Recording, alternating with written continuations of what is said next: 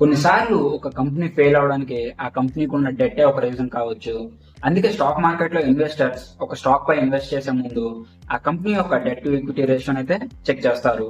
Hi, this is Santosh. Welcome to day 32 of stock market series in Telugu. What is debt to equity ratio? Debt to equity ratio అంటే ఒక కంపెనీకి ఉన్న debt ని ఆ కంపెనీకి ఉన్న టోటల్ షేర్ హోల్డర్స్ ఈక్విటీతో కంపేర్ చేసే రేషియోనే మనం డెట్ టు ఈక్విటీ రేషియో అని అంటాం. బేసిక్ గా ఈ డెట్ టు ఈక్విటీ రేషియోని క్యాల్కులేట్ చేయడానికి యూజ్ చేసిన formula debt to equity ratio is equal to total debt by total share holders equity. General గా ఈ డెట్ టు ఈక్విటీ రేషియో అనేది మోర్ దెన్ 1 అయితే దాన్ని మనం ఓవర్ వాల్యూగా అయితే కన్సిడర్ చేస్తాం. అదే బిలో 1 ఉంటే దాన్ని మనం ఓకేగా అయితే కన్సిడర్ చేయొచ్చు. For example, ABC company has a debt of 100 rupees and the total share holders equity is 200 rupees. Then the debt to equity is 0.5. So ఇక్కడ చూసుకుంటే ఆ కంపెనీ యొక్క డెట్ అనేది షేర్ హోల్డర్స్ ఈక్విటీ కన్నా చాలా తక్కువగానే ఉంది.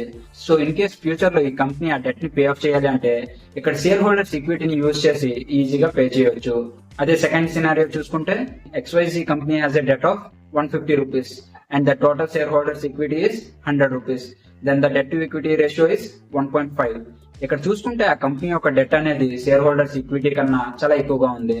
సో ఫ్యూచర్ లో ఈ కంపెనీకి ఆ డెట్ ని పే ఆఫ్ చేయడం కొంచెం కష్టం కావచ్చు కాబట్టి దీన్ని మనం ఒక నెగిటివ్ సైన్ అయితే కన్సిడర్ చేయొచ్చు. బట్ ఇన్ కేసు మీరు బ్యాంకింగ్ స్టాక్స్ లో లేదా NBFC స్టాక్స్ లో ఇన్వెస్ట్ చేయాలి అనుకుంటే అప్పుడు మనం ఈ డెట్ టు ఈక్విటీ రేషియోని పెద్దగా కన్సిడర్ చేయాల్సిన అవసరం అయితే లేదు. ఎందుకంటే most of the banking sector stocks are NBFC stocks అయితే ఈ డెట్ తోనే రన్ అవుతున్నాయి కాబట్టి. బట్ స్టిల్ నేను ఈ డెట్ టు ఈక్విటీ రేషియోని కన్సిడర్ చేయాలి అనుకుంటున్నా అంటే you can compare with the Pierce.